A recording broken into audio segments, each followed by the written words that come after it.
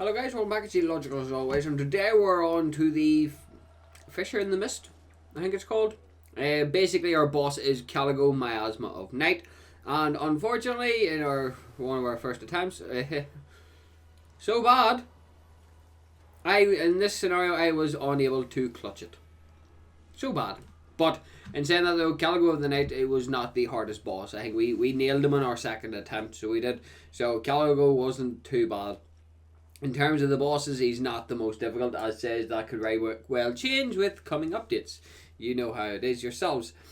So yeah, our run starts off quite handily, so it does. Immediately everybody's aiming to go to the church immediately, and of course I'm going to try and clean up whatever I can to get my hands on it.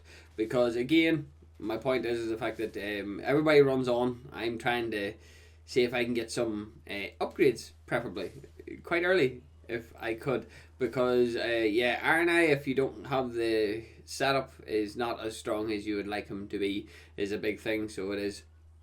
But yeah, this is one of those times where I realised that there's those carriages actually, they have chests in the back of them.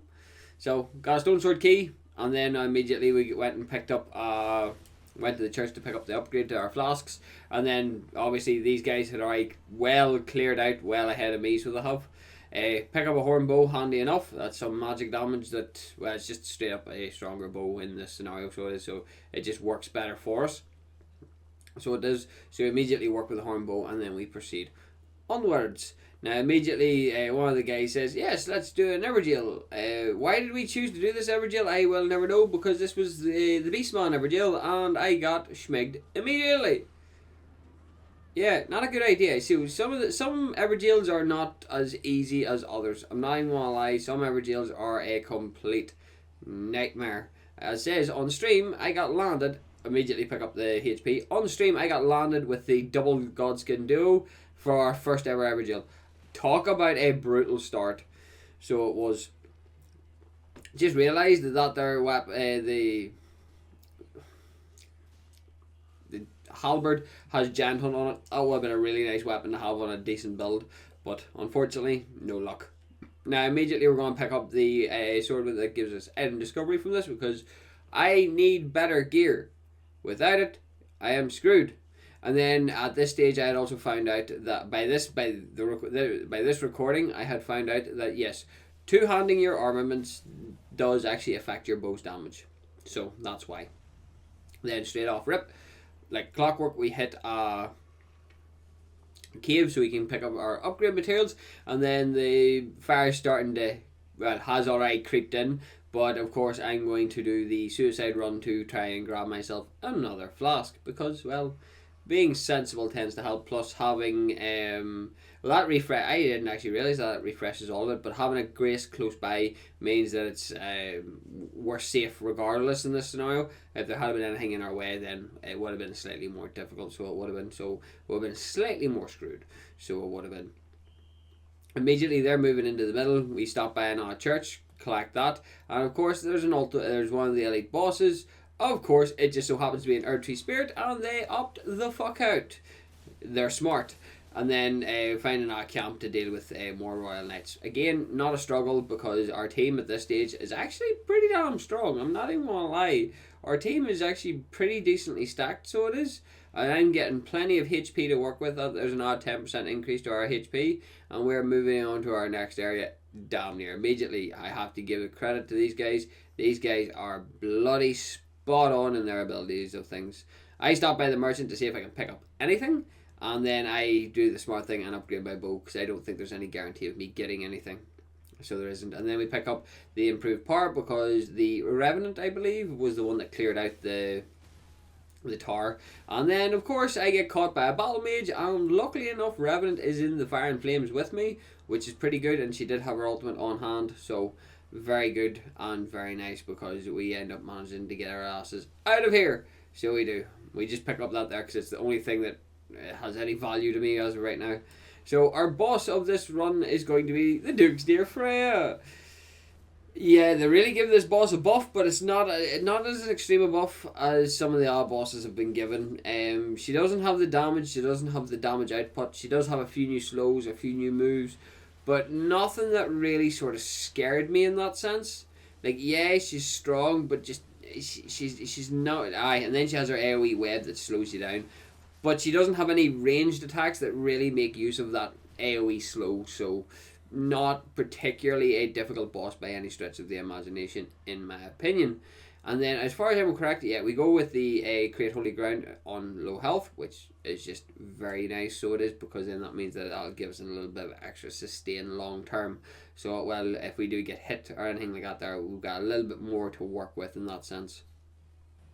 We move to go deal with more mages, so we do, and immediately we're aiming again. This time, I'm a little bit luckier. I don't get killed by the battle mages, so yeah, dying to the battle mages was probably a bit of a shit go at it, but it is what it is. And again, with the increased health, like, this game's just trying to make me as beefy as fundamentally possible. Unfortunately, I would have ran after the charm if it had been anything other. Like, if it had been ritual sword, bow, anything like that, there would have been good. But unfortunately, I believe it was sacred damage, so didn't really help too much.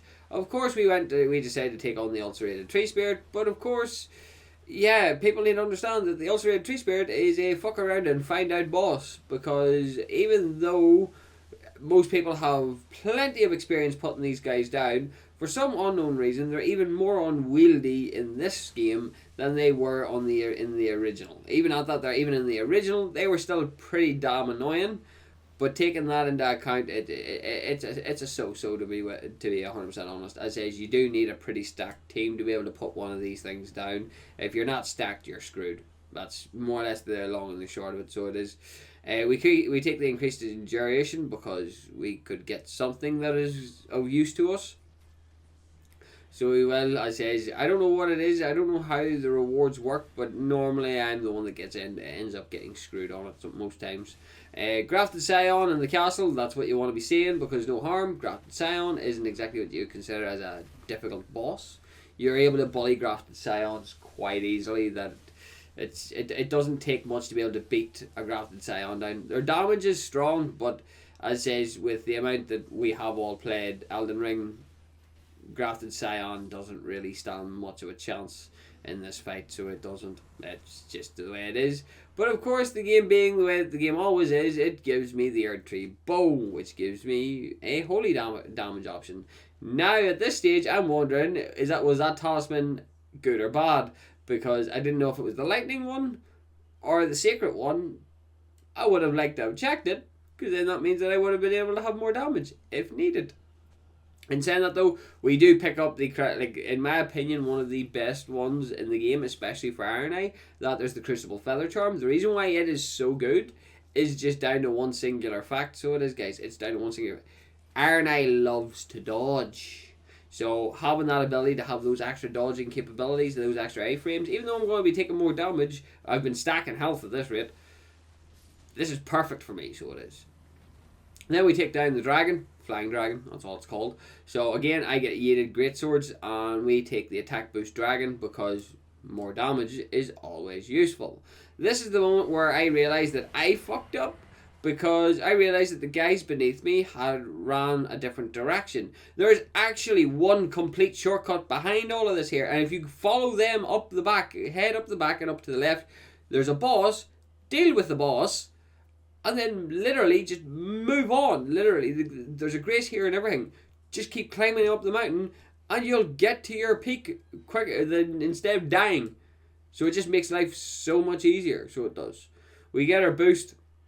So we do. So now, currently speaking, my bow has both anti-dragon, but not like it's going to matter too much. These two guys have completely and utterly bullied this dragon into submission. So they have. Like, because I died, that was more or less the long and the short. Because I died, it's given them, well, they had ample time to go and nuke the boss into oblivion, so they did. It still shocks me that I did not know about that, but it is clear that I didn't know about it. Went and picked up my runes and went to see what my prize is. Again, I get screwed. Again. It's like, why? Why do this to me? Are you having fun with this? It appears so. Fire's closing in, so we're just going to clean up whatever we can get our hands on. Just so happens to be Snowfield boss, or the Snowfield Crows. realistically speaking, the other two guys in our team has completely mollywopped everything in the past, but we get a golden item, which is, again, an item that I don't need. I really should have picked up the frost resistance, because Caligo is actually a frost dragon. I don't know why I bothered picking up the fireblade. I really don't know. Our boss is the Draconic Tree Sentinel, followed by 2 Royal Cavalrymen. Is this boss hard? No. Can the boss be hard? Yes. The Draconic Tree Sentinel has been given 10 layers of steroids, as well as snorted a line of cocaine and had a Red Bull on top of it. That's what this boss is now capable of. I don't know what it is about him, he's just nuts. His damage is bullshit. His mobility is bullshit. The guy says, even though, again, he's an odd boss, but the thing is, though, is when was the last time you've ever actually seen somebody actually properly fight the Draconic Tree Sentinel? Never, because everybody just got good at cheesing him. And that's all it really is. And then we pick up instant grab is the maximum stamina. That's just instant grab, so it is. So I'm fully kitted out. There's not really much. I've got a shit ton of runes that I do have access to, so we're going to level up. We're going to pick up what we might need. As it says, the Opaline hard tier is always a good option to pick into, so it is, and we get up to level 13. So now we're on to the big bad boss, Caligo. So we are immediately. He starts off with brute force and ignorance. I don't even think I didn't do damage. That's okay. Frost dragon, frost wyvern. No, it's a dragon. It's 4 wings, 4 limbs. It's not a wyvern. It's a dragon. So it is.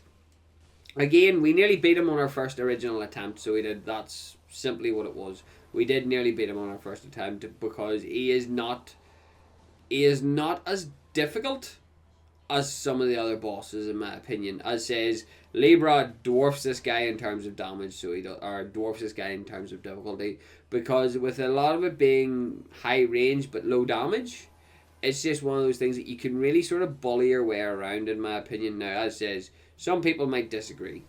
Like, his design is flawless, his moveset is also flawless, but I do believe his moveset lacks not even speed. Actually, yeah, speed. He's a pinch too slow to be considered difficult, in my opinion. He does have plenty of damage output. He has plenty of shenanigans as well.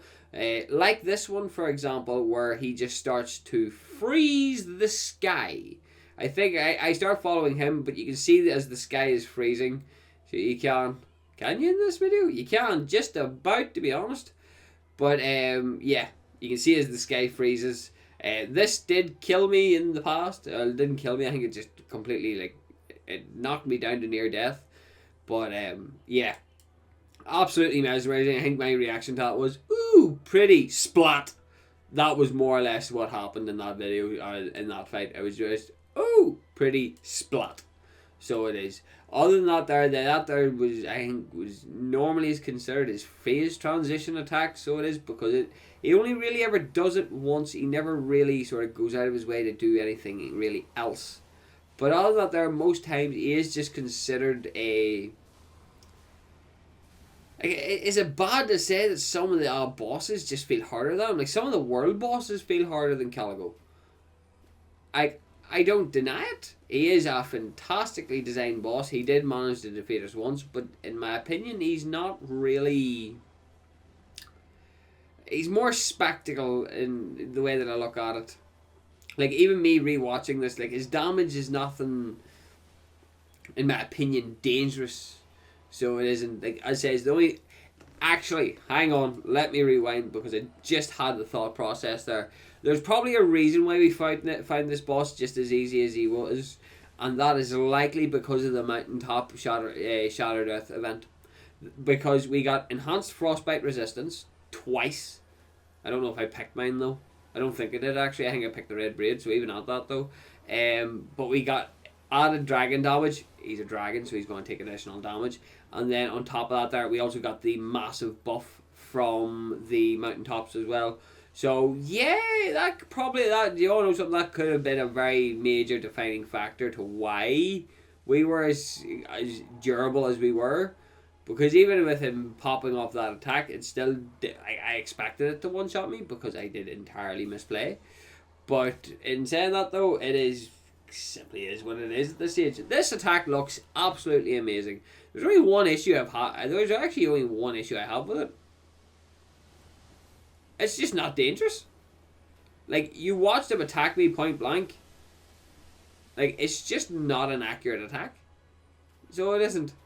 And that's my only disappointment is I expected him from being the boss at the very bottom. Again, this could very well change going forward, so it could. But in saying that, though, I didn't see him to be particularly difficult, but that could be very much so changed. That could be intentional and changed later on, so it could be. As it says, we also have the thing of our Revenant having the... Is it the twin sword? Sword and Night and Flame. That's the one I'm looking for. She has the Sword and Night and Flame, which means that she's got access to good fire damage, so that's probably another reason why he didn't feel as strong as he should have been. Because even not that they're like, hey, I'm taking hits from him, but he's just not hurting me. You know what I mean? Like, I'm taking pretty solid hits and I'm not dying.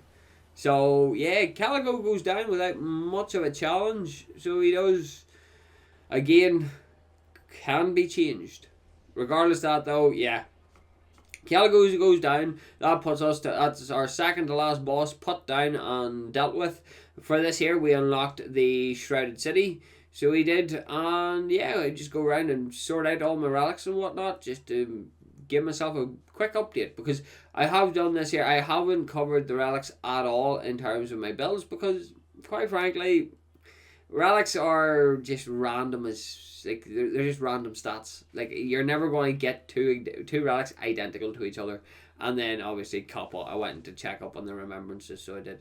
But yeah, that's more or less the long and the short of it, guys. I hope you all enjoyed. Please like, share and subscribe if you didn't enjoy. And remember, guys, not everything goes to plan.